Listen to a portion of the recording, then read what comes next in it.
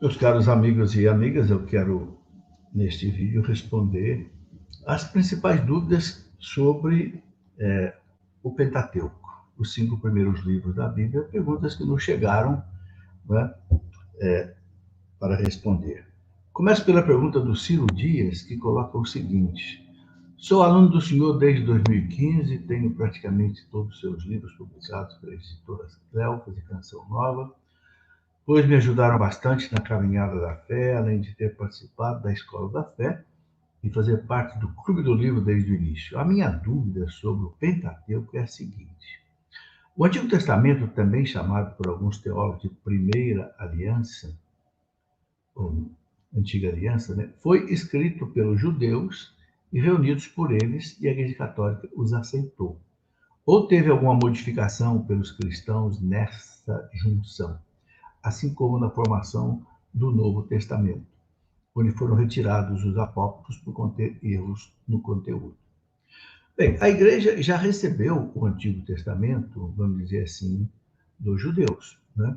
No ano 200 a.C., foi gerada a chamada Septuaginta, ou seja, o rei do Egito queria ter lá na biblioteca de Alexandria, que era a maior biblioteca do mundo, fundada por Carlos Magno, né?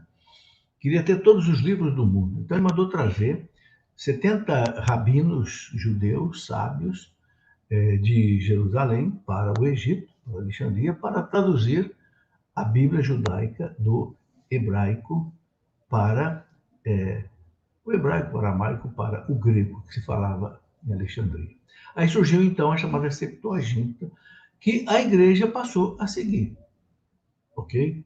Depois, no ano 100 depois de Cristo, os judeus tiraram alguns livros da Septuaginta que eles não quiseram seguir por motivos nacionalistas que nós já explicamos, né?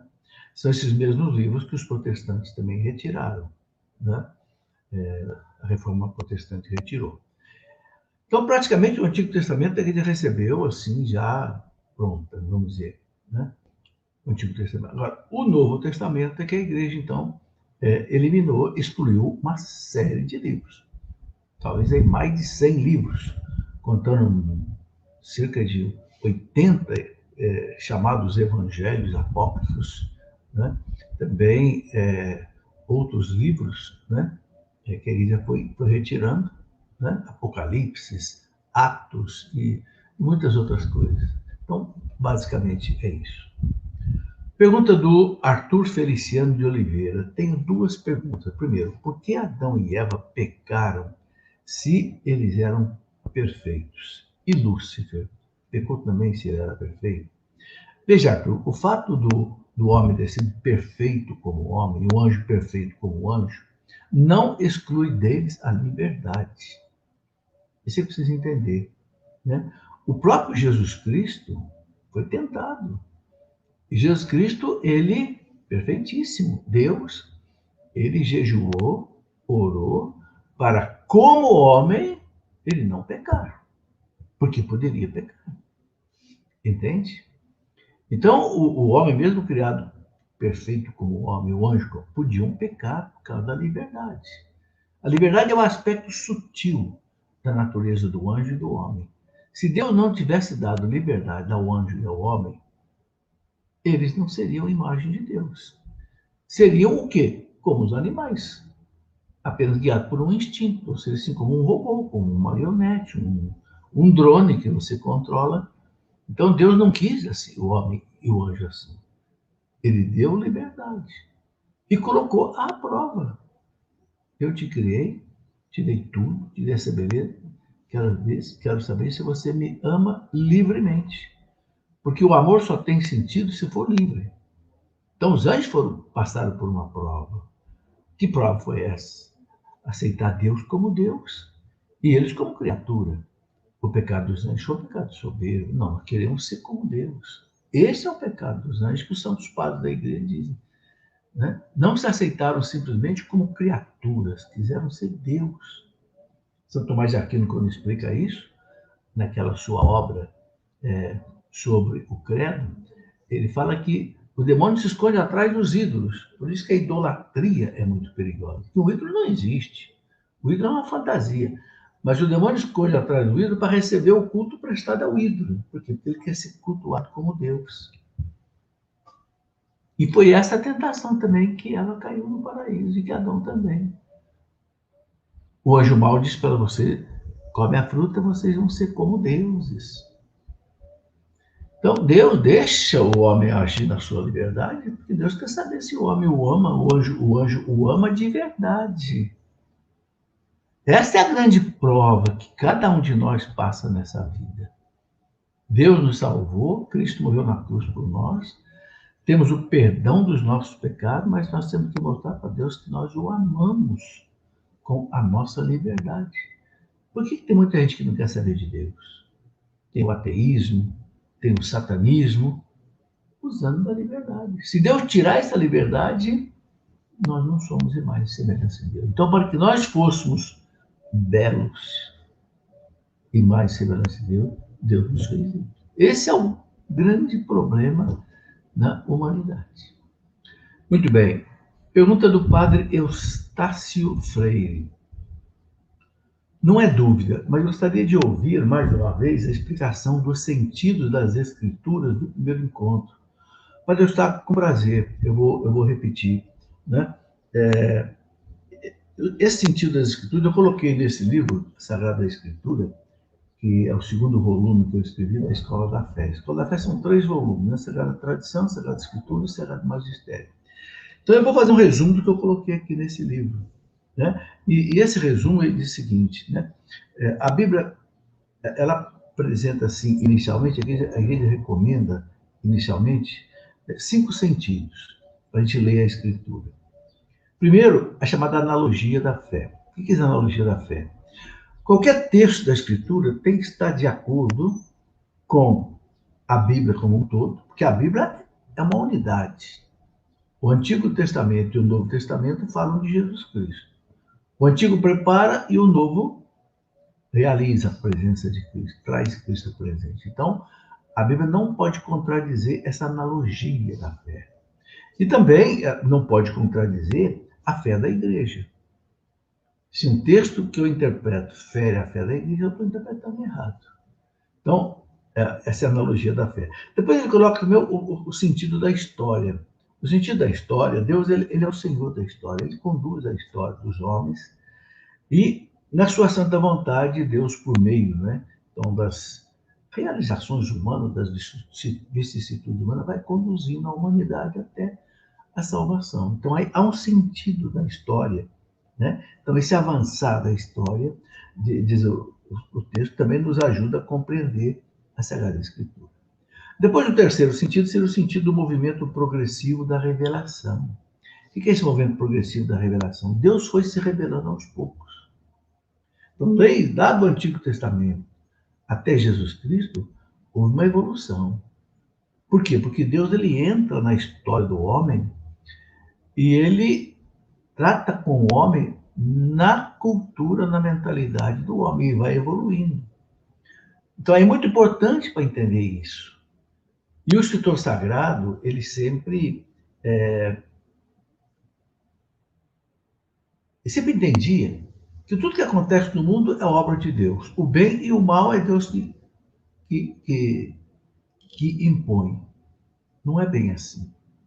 Todo bem é Deus que realmente faz. O mal é que o homem age mal. E muitas vezes o homem coloca uma ação sua má como se Deus quisesse, na cultura do Antigo Testamento. Então, Deus é paciente e Deus vai modificando o homem aos poucos. Então, isso tem que ser entendido quando a gente lê principalmente o Antigo Testamento, né? Bom, depois o quarto sentido seria o sentido da relatividade das palavras. As palavras são relativas. Uma coisa que significava lá atrás, uma palavra que significava lá atrás alguma coisa, hoje significa outra, né? Então, as palavras elas vão às vezes mudando de sentido. Então, você imagina, o Antigo Testamento começou a ser escrito 1000 anos antes de Cristo, 3000 anos atrás, o que foi escrito lá, a palavra, por isso que a igreja se desbruça em cima do texto original, o hebraico, o aramaico, e os arqueólogos, paleontólogos, historiadores querem saber o que aquela palavra, o que aquele provérbio significava lá atrás, para que hoje seja entendido. Então, esse é o chamado sentido da relatividade das palavras. As palavras mudam de sentido, gente. Tem palavra que, quando eu era criança, significava uma coisa, hoje significa outra. Tinha palavra que não se falava de jeito nenhum na minha infância, que era um palavrão. Hoje se usa assim, normalmente. Depois do quinto sentido, o bom senso e o senso crítico. A gente coloca isso também. Tem que ter bom senso. Tem que ter um senso crítico, que é dado pela própria razão, pela própria lógica humana. Tem outras coisas que a gente percebe que não tem cabimento.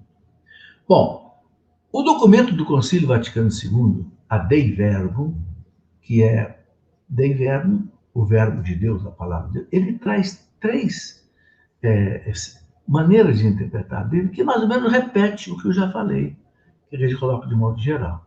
Então, a Dei Verbum, assim, primeiro, o conteúdo e a unidade da Escritura inteira.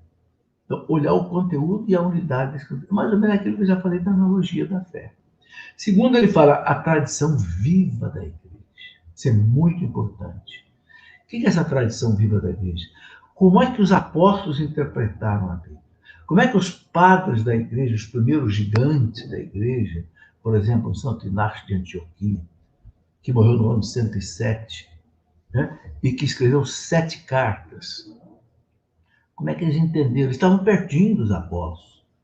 Santo Inácio de Antioquia, ele foi feito bispo de Antioquia por São Pedro. Né? Então você pega ali, por exemplo, o São Policarpo de Esmirna, que foi discípulo de São João. Esse homem também escreveu muitas coisas. E Santo Irineu de Leão foi discípulo de São Policarpo. O que Santo Irineu escreveu? Por isso que a igreja valoriza muito a patrística, os santos padres.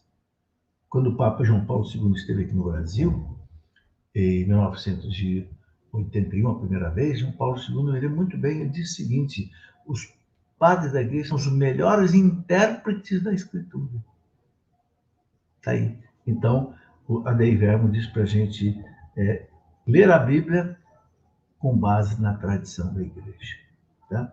Depois, analogia da fé, que eu já falei também, né? Verificar a coesão das verdades.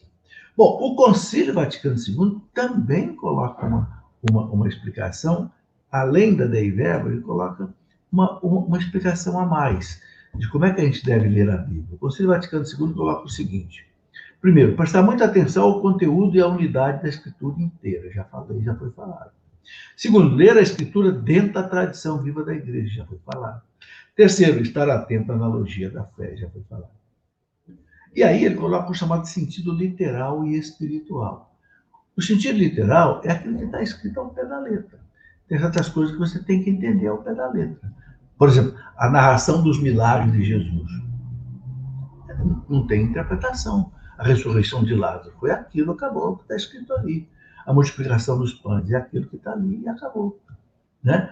Os milagres de Jesus. Né? Quando Jesus fala, isto é o meu corpo que é dado por vós, isto é o cálice do meu sangue, acabou. É literal, tem que se entender ao pé da letra. Agora, outras coisas não. Outras coisas, as parábolas, etc., dependendo do gênero literário. Né? Um Apocalipse que é diferente, um Midrash é diferente, um conto é diferente, uma, não sei, genealogia, você vai ler diferente, um livro de leis, você vai ler diferente. Então, aí tá. Depois ele fala no sentido espiritual. Há um sentido literário, assim, um sentido literal e um sentido espiritual. O sentido espiritual, ele divide em 3. Ele fala o sentido alegórico. Então, por exemplo, há uma alegoria, se lê uma parábola, você tem que interpretar. Né? Você lê, por exemplo, não sei, um conto, você tem que interpretar. Né? Depois, o sentido moral é aquilo que o texto está dizendo para eu viver. Como é que eu vou viver? É o sentido moral. E tem um sentido anagógico. O que é o sentido anagógico? É para onde esse texto me remete. Ou seja, a minha caminhada para Deus, para a vida eterna. Então, tem um provérbio da Idade Média que resume tudo dizendo o seguinte: a letra ensina o que aconteceu, A alegoria, o que deves crer. E a moral, o que deves fazer. E a anagogia, para onde deves caminhar. É muito bonito esse, essa sentença aqui, que aparece lá no Catecismo, no parágrafo 118, ele traz isso. Vou repetir. A letra ensina o que aconteceu. A alegoria, o que você deve crer. Alegoria, parábola, né? Você deve crer. A moral, como é que você deve ver. E a anagogia, para onde você deve caminhar. Qual é o sentido da sua vida? Então, o Vaticano coloca esses tipos de sentidos da Escritura. Ok, Maria Seca de Oliveira, por que o nome Javé? A palavra Javé, ou Maria, vem da palavra que Deus disse para Moisés quando Deus se apresentou para Moisés. Quando Deus chamou Moisés, né, ele disse para Moisés ir lá, disse para o faraó libertar o povo, né, do Egito. E Moisés disse, mas qual é o nome do Senhor? Porque no Egito está cheio de deuses. Eu tenho que dizer qual é o Deus que está mandando eu ir lá. E Deus disse, eu sou aquele que sou. Ou seja, eu sou aquele que existo. Deus não tem um nome. Deus não tem um nome. Ele se identificou como aquele que tudo que existe depende dele. Ele é o único ser que tem o ser por si mesmo. Ele não é gerado por ninguém, não é criado por ninguém. Ele é incriado. Eu sou aquele que sou. E essa palavra, esse eu sou, em hebraico, significa Javé. Iavé. Entende? I-A-W, I-A-H-W-E-H. Iavé. Ou, em nosso português, Javé. Que os judeus nem pronunciam, porque para eles é como se fosse o nome de Deus. Então eles não pronunciam a palavra Javé. Depois a Maria Seca pergunta aí o seguinte: é Moisés o autor do livro do Levítico? Olha, até o século mais ou menos XIX, os estudiosos achavam que o Pentateuco, os 5 primeiros livros, tinham sido escritos por Moisés. Mas no século XIX e XX, com a evolução da exegese bíblica, chegou-se à conclusão que não, que realmente não foi. Eu já expliquei aqui que houve várias fontes que geraram o Pentateuco. Uma primeira fonte, chamada Javista, que era de Judá, na Judéia. Uma segunda fonte, que era chamada fonte Eloísta, né, que era lá da Samaria, das 10 tribos que se separaram. Quando essas 10 tribos foram levadas para o exílio da Assíria, no ano de 721 a.C., essa fonte javista foi trazida para Jerusalém, para a tribo de Judá, e juntou-se com a fonte javista e ficou a fonte JE, javista eloísta. Né? Depois surgiu uma outra fonte, o Deuteronômio, né? Que foi descoberto no ano mais ou menos 630, né? Por Josias, né? E foi encontrado no templo de Jerusalém, guardado no templo, a chamada segunda lei do Deuteronômio juntou-se, então, também aí a fonte javista eloísta. Depois teve a fonte sacerdotal, que foi uma fonte gerada lá no exílio da Babilônia, quando a tribo de Judá foi levada. Isso, quando eles voltaram, juntou tudo isso, e mais ou menos no século V a.C., quando o povo hebreu voltou da Babilônia, então se concretizou praticamente o Pentateuco. Então, chegou-se à conclusão que não foi Moisés quem escreveu tudo, mas certamente Moisés ou escreveu uma parte ou deixou conteúdo assim, oral, que o povo guardou. Porque o povo judeu guardava muita coisa oralmente. Né? Muito bem. Depois ela coloca, por que o nome ao livro Números? Porque o livro dos Números, ele traz muitos números. Ele traz a genealogia das tribos.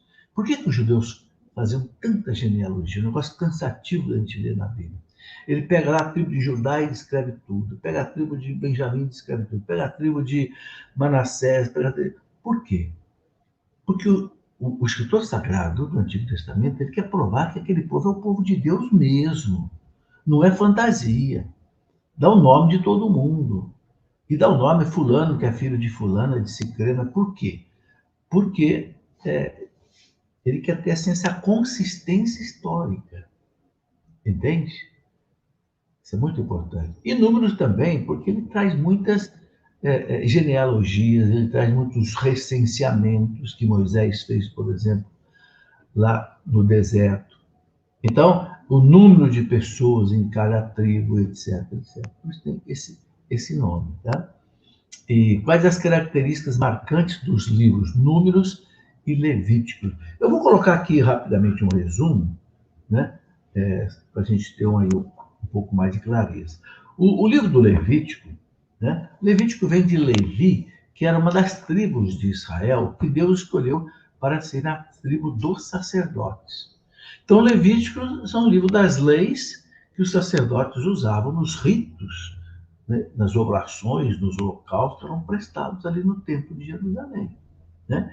Então, o Levítico ele narra as leis dos rituais, as leis sociais, as prescrições, as bênçãos, também maldições, os sacrifícios oferecidos a Deus, que eles eram basicamente holocaustos, oblações, sacrifícios pacíficos e sacrifícios também chamada de expiação, né?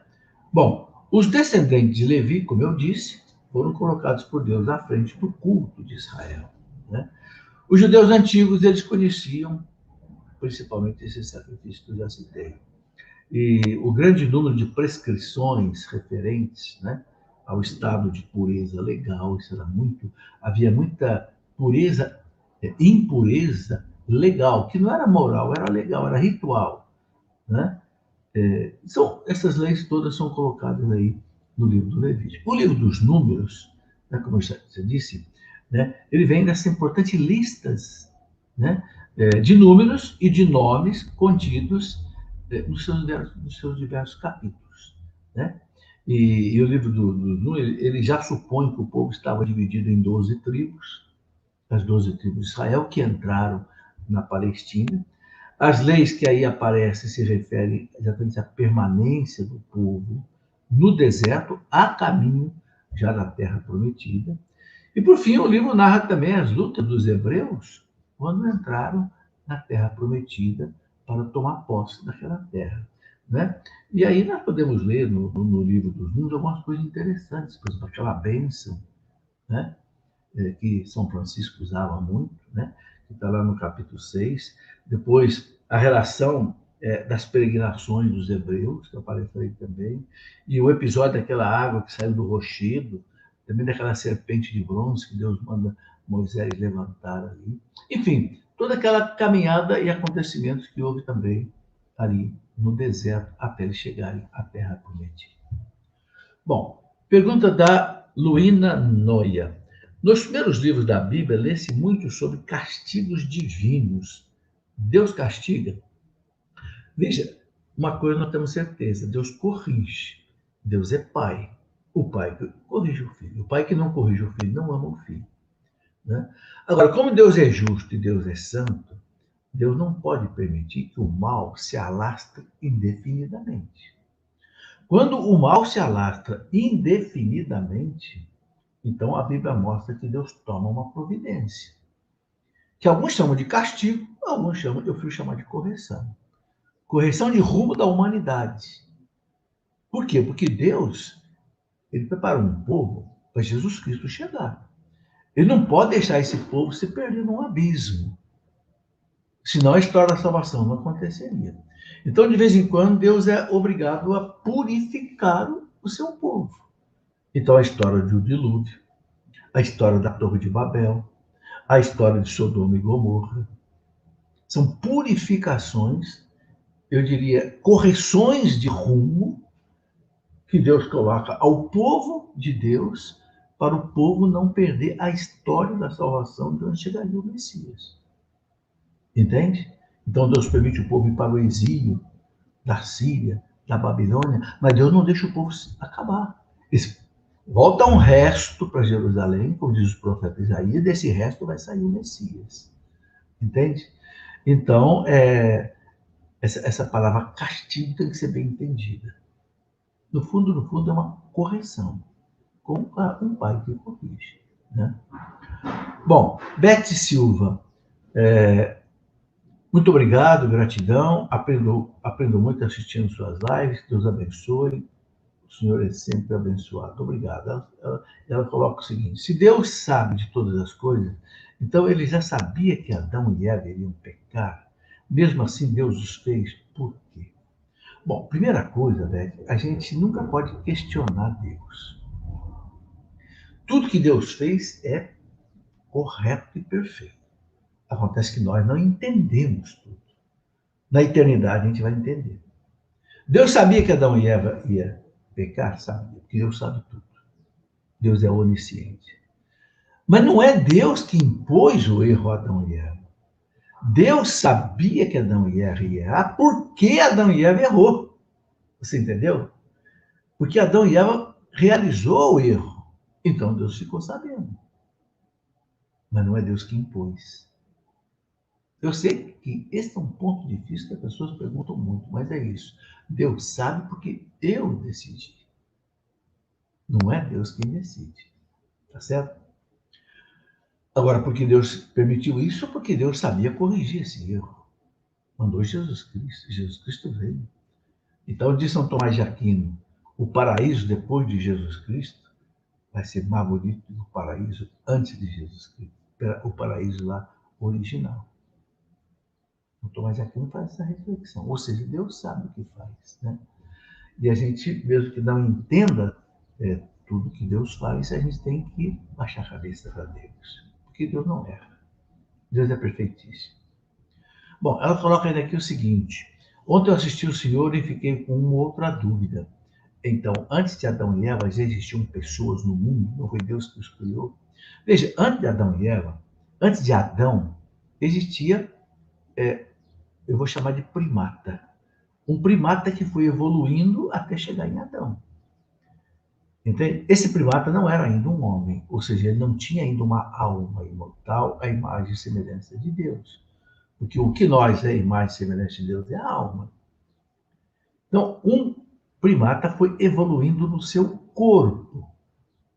Os teólogos explicam assim: quando esse primata chegou numa maturação em que o seu cérebro, sua constituição orgânica podia absorver o espírito, então Deus colocou a alma nesse homem. É o que o Gênesis coloca, aquele sopro que Deus deu naquele homenzinho de barro. O homenzinho de barro significa o quê? O homem veio da matéria. Nós somos produto químico, de ponta a ponta. Mas Deus colocou um sopro aí. Então, não é que existia homens antes de Adão e Eva, não, existiam primatas. Que não é o macaco de hoje, que o macaco de hoje parou de evoluir. Era um ser que hoje, a história fala em Pithecanthropus erectus, Homo sapiens, homem de Neandertal. Nós não sabemos em que ponto surgiu o homem, ou seja, imagem e semelhança de Deus.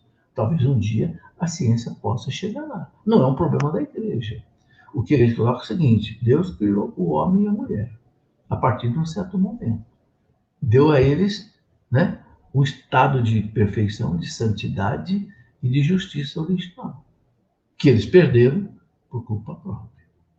Bom, a pergunta do Ronaldo Cascão é a última pergunta. Se só existiam Adão e Eva, Caim e Abel, Caim matou Abel e foi expulso para a terra de Nod, de onde vieram essas pessoas que habitavam essa terra? Bom, eu já expliquei que esse texto sobre Caim e Abel não foi escrito lá na época de Adão e Eva. Não, esse texto sobre Adão e Eva, sobre Caim, ele deve ser escrito no século V antes de Cristo, muito tempo depois. Então, o escritor sagrado que escreveu a história de Caim, ele não estava preocupado em narrar uma história, nem uma etnologia. Para ele já existia muita gente naquele tempo. Não é?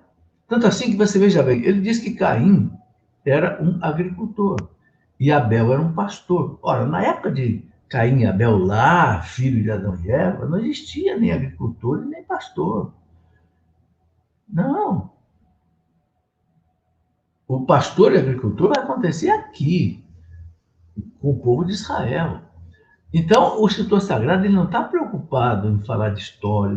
Então, no tempo dele já existia muita gente. Então, para ele, O Caim que ele narra aqui é um Caim do tempo dele. Mas o que ele quer mostrar? Isso é que é importante na Bíblia. Ele quer mostrar uma verdade religiosa que está aí dentro. Qual é a verdade religiosa? Depois que entrou o pecado na história da humanidade por Adão e Eva, o pecado se tornou abundante, terrível. Um irmão mata um irmão. Entrou a inveja, entrou o ciúme, culpa do pecado original. Então, não se preocupe com a história que é contada, o jeito que é contado. Se preocupe com a verdade religiosa. Eu costumo fazer um paralelo, que eu vou fazer de novo, para a gente talvez entender um pouco melhor essa questão. Quando a gente compra um remédio, por exemplo, um remédio líquido na farmácia, ele vem dentro de um vidro ou um plástico. E esse plástico se vem dentro de uma caixa. E o farmacêutico ainda embrulha, ou então ele põe num saco plástico e você leva. Você chega em casa, você joga o saco plástico fora, você guarda, tira a caixa e joga fora. O vidro, você não pode jogar fora, senão o remédio você não tem onde guardar. Mas o vidro não interessa. Não interessa se o vidro ele é branco, se ele é marrom, se ele é negro, não interessa. Interessa o quê? O remédio. Isso é a Bíblia. A palavra de Deus, ela vem encapada num vidro, numa caixa, num plástico, ou seja, numa literatura, no modo de falar, no modo de expressar, que a gente tem que ter, porque senão você não recebe o conteúdo. Mas o importante é o conteúdo. É aquele fio de ouro que está lá dentro da Bíblia, que é a verdade revelada pelo Espírito Santo, usando homens, né, para falar aos homens, senão a gente não iria entender. É isso aí. Bom, é isso que nós tínhamos para responder. Muito obrigado, um grande abraço a todos, que Deus os abençoe e dê a todos um bom entendimento da palavra de Deus.